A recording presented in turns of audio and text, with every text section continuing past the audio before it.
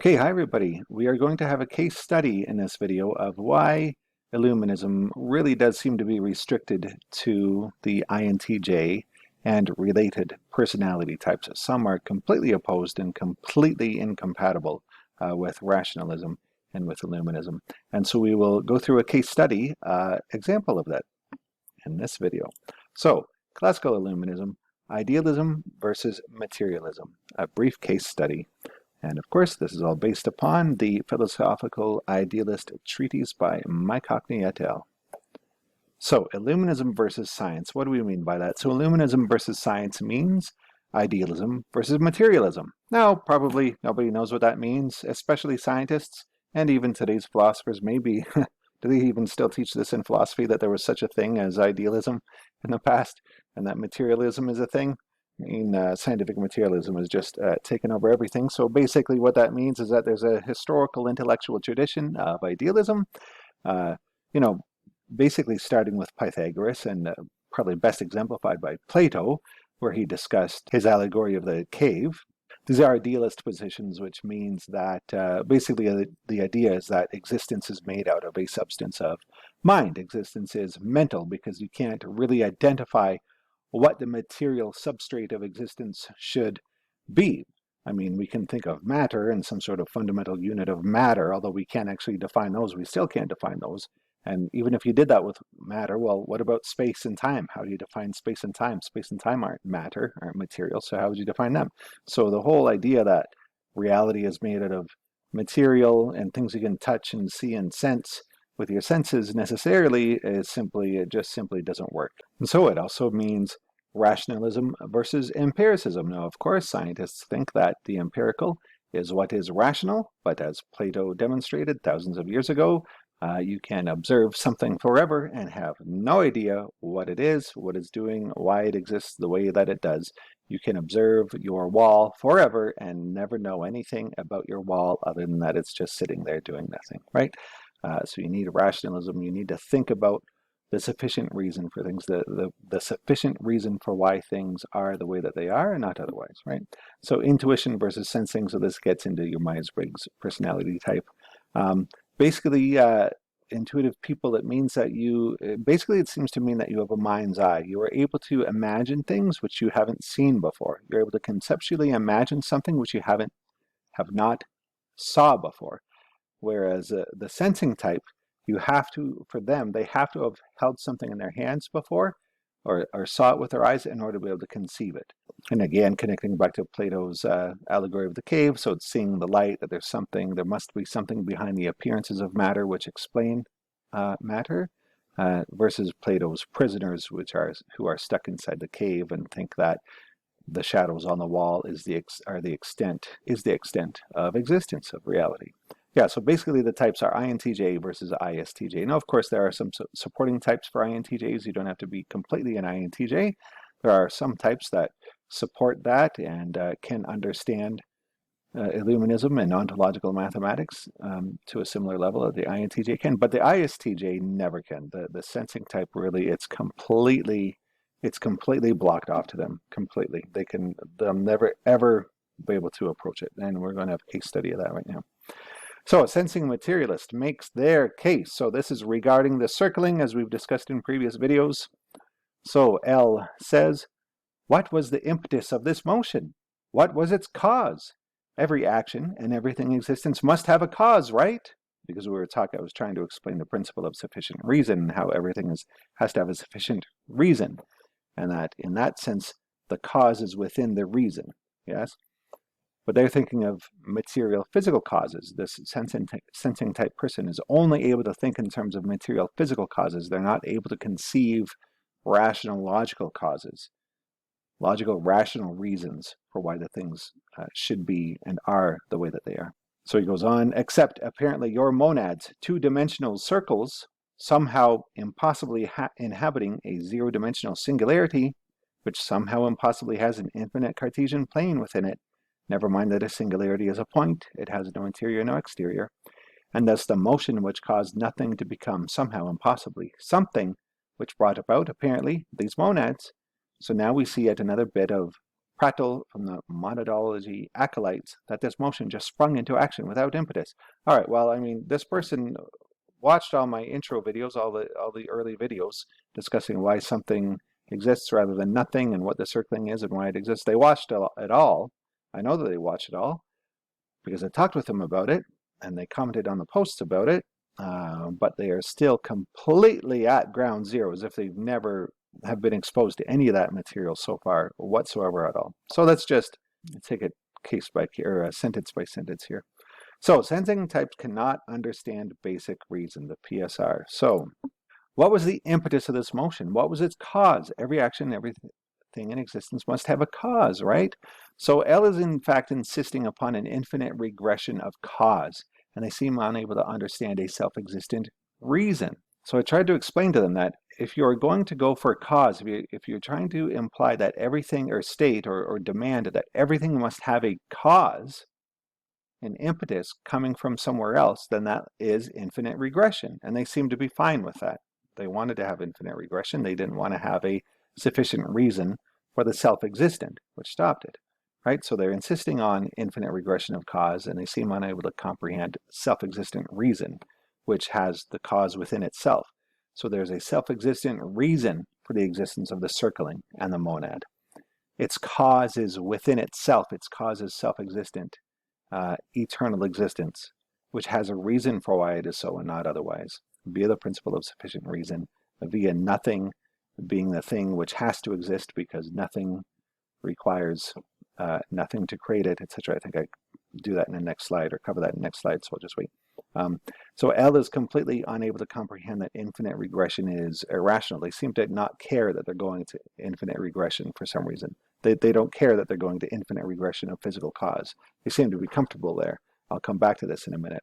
So L rejects that there can be a fundamental reason for existence and sees nothing wrong that this places itself into the only alternative of infinite regress. So it rejects that there's a fundamental reason that existence should simply exist in and of itself, that there's a reason in and of itself which, you know, sort of defines its own cause, so to speak.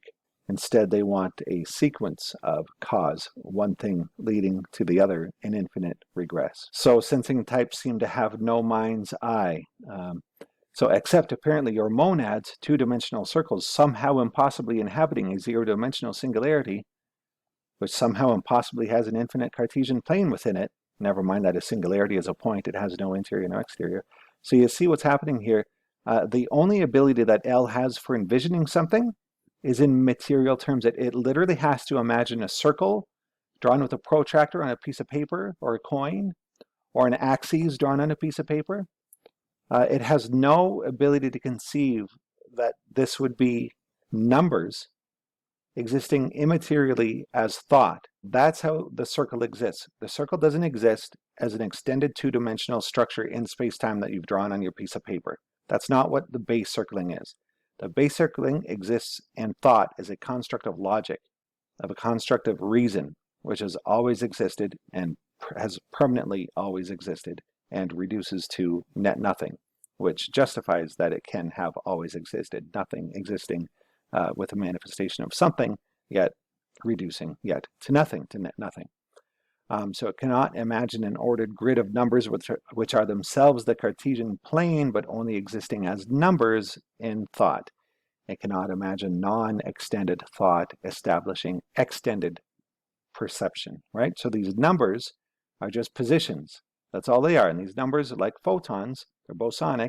They're just all on top of each other in one place, which is not in space-time. It's outside of space and time. It's the singularity. And they're like photons. They all just exist in one place as thought. They have no physical existence. They're not a physical thing. They exist as thought, as mind. It is numbers, or which is to say reason, which governs this structure of mind through the circling and through the monad as instances. It seems that the sensing type is only able to imagine something that it has seen before. It's not able to use its mind's eye, the mind's eye, to envision something or to conceive of something which it has not seen for, and something for which there is no visible sensory counterpart. The sensing type simply lacks that ability in their brain. They simply have no mind's eye. They can see a ball and then remember the general form of a ball, but they can't remember something that they cannot envision something in their mind's eye that they've never seen before. Okay, so sensing types cannot understand the concept of eternity. So L had said, and thus the motion which caused nothing to become somehow possibly something which brought about apparently these monads. Now that's not what I said at all in my videos. That's not how I explained anything, right? It completely went over the head. They completely misunderstood everything that I had discussed in those intro videos about ontological mathematics. So nothing did not become something. So monads were not brought about. That never happened. It never happened that nothing then became something through a circling and through monads, and then monads came about as a result of the existence of the circlings. That never happened. That never came about.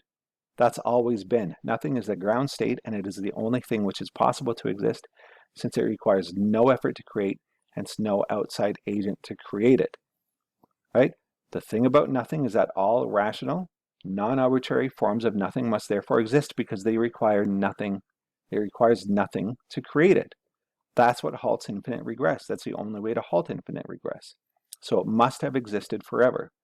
The only thing that works is the circling at the basis, which is the monad in instance, and then the singularity in aggregate. And this is eternal and has always been. It never came about. It was never one thing, nothing, and then came to be something. It's always been. And that's different. That we're talking about base existence. That's different than this universe. This universe is a temporary construct created by the mind, created by the singularity for a purpose, which maybe I'll get into in a future video. But this universe is a temporary construct of the eternal singularity. The singularity is eternal. It's always existed. It's a mental construct. It's not material. What material would it be? What material would it be made out of? What material would the circling be made out of? There's no way to even postulate what material it would be made out of. It's made out of thought. That's what it's made out of. And I believe that I made a very good point of this in those early videos, and making the point that this is not something that happened at some point. See, the materialist sensing type cannot conceive of something having always just been. They have to think in terms of, well, this caused this, caused this, caused this, caused this. And they seem very comfortable with that. And they seem to not care that's an infinite regression. In fact, they seem to be totally home in an infinite regression. They want an infinite regression of physical cause. They can't finitize the process at a fundamental reason for where everything has always been. Not started and then became something else, but simply always been. It's always been. The circling as nothing, net nothing has always been. It was never created. It never changed from nothing to something as net nothing. It's just always been something as net nothing. It's always been. So sensing types basically cannot reason. So I think this is their last sentence. So now we see yet another bit of unscientific prattle from the monadology acolytes that this motion just sprung into action without impetus. Well, of course, I spent all those early videos explaining that it's self-existent, that its impetus is built within itself. But the sensing type cannot conceive of something built within itself, right? Because these people are usually autists, right? They're usually autistic, so they're thinking of some sort of a wind-up toy car with those wind-up springs inside. You wind up the spring, you put it down on the ground, and it zooms, right? That's what they're thinking of. That's the extent of their ability to imagine something in their mind's eye. So they're like, well, the circling, that's like the spring in this car, and you wind it up, and I'm the cause of winding up, and you put it down, then the car goes, but then it stops. Once it stops, it needs to be picked back up, and you wind it back up again, and then that's the only way to make it go. And you just do that forever, and that's what makes the car go. They just have to think in this linear cause and effect, cause and effect, cause and effect way. They can't conceive of an ultimate reason for why something has always been, right? They always have to connect it to something material, right? So anyway, nothing ever sprung into action. It has always been. The impetus is their sufficient reason. It's their self-sufficient reason. It's their reason for existing. If you always require a physical impetus, then you will always require a physical impetus, right? That would be infinite regression. So existence must do it itself. There must be some point at which existence does it itself. But here's the thing. Always requiring a physical impetus in infinite regression, guys, that's the home. That is the comfort position. That is the home-based comfort area. That's the God. It's literally the God. It's the sweet, loving embrace of the materialist sensing mind. Infinite regression of physical impetus, of physical cause, going back in time forever, which you can never explain. That is in fact their God. They feel so totally comfortable there because they cannot envision stopping that process, right? So this fellow is simply mad that I'm taking away their God, their infinite physical impetus, versus the finite self-existent. That's what ontological mathematics does.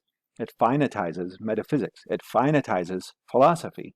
It finitizes existence because it stops the infinite regression problem, which the sensing types, in fact, prefer. We're actually seeing here that the sensing type, in fact, prefers infinite regression of physical cause. They're totally home there because and why? Because they simply completely lack the mental ability to envision a self-sufficient reason, a principle of sufficient reason for why something should be so and not otherwise, and that it should have been so as such forever and eternally, right? So in fact, that's what you're railing against, in fact, when you're dealing with a sensing type. You're railing against their God. Their God is infinite regression of physical cause. They don't want that taken away. If you take away physical cause, if you finitize the infinite regression of physical cause with a self-sufficient reason for where it should have all originated and why it should have always been as such eternally, then you take away their God. You're literally taking away their God. And it's very upsetting for them, and it's not too dissimilar for them from the Abrahamist God, the creator, right? From the religious types, the feeling religious types, right? The sensing type is very similar to that. The feeling religious type that, believes in Islam or Christianity or Judaism, Abrahamism or another similar religion, their God is this infinite being that creates existence. And so there you have an infinite being which explains existence for them. Well, this is just the same. It's an infinite being in terms of infinite regress, of infinite physical regress, infinite regress of cause. That's their God. And so if you finitize that process, if you cut that off and finitize their God, it's very upsetting for them because you're establishing a logic, you're establishing a truth where it all starts with a sufficient reason with no external cause. And they simply cannot process the idea of a self-sufficient cause, of a self-sufficient reason. Their mind goes back to when they were a little 3-year-old and they had their little wind-up car with the spring inside, and they just think that car needed to be wound up for it to zoom. I watched that car like a little autistic child for years, and it would never go by itself. It always had to be wound up by me, and then it would go. And you can do that forever and make a universe forever just by having an infinite cause like that, an infinite something winding it up. You see the connection there, right? To Abrahamism. They're basically Abrahamists, right? They pretend to be atheistic scientists. They're not atheistic. Their God is infinite regression of physical cause. And if you finitize that process, you take away their God, and that really makes them mad, really makes them angry. And what are we doing? What are we doing as INTJs? All we're doing is giving a mathematical description for why the universe should exist, and they get so mad about it. We're just giving a mathematical description scenario for how this makes sense. I mean, nothing should exist because it requires no effort to create it. What's not sensible? What can't you understand about that? Nothing should be what exists because nothing requires no effort to create it. So therefore, you never have to appeal to something outside of nothing to create it. Well, of course, you're running into problems with Abrahamism there because they want the God, and you're running into problems with the sensing types because they want their God of an infinite regression of cause, having always created things or set things in motion, all the way back, turtles all the way down kind of idea, right? In any case, so you can explain existence as net nothing, something as net nothing. You can explain that mathematically through the circling, and you stop infinite regress, and you come up with an explanation that doesn't require the Abrahamic God, and presto, you're good. But you know who actually hates this worse? You know who hates ontological mathematics worse than Abrahamists? Sensing types do. They just hate it. And why is that? It's because you're taking away their God. You're taking away their God of infinite regression of cause, because they can't get past how their little wind-up toy spring-driven car worked when they were 3 years old. All we're doing is coming up with an explanation for why existence exists. And the sensing types hate that. All right, in any case, I think that was the end. Yes, it was. All right, well, hopefully that was enjoyable. This person has actually been spamming my comment section on my blog for a while. The comments are being auto-trashed, and so I don't usually get to see them before they're gone. But this one I caught, and it was fairly good for being able to just talk about and laugh at, just marvel at how ridiculous the sensing mind is, and its inability to just conceive of abstract philosophical concepts.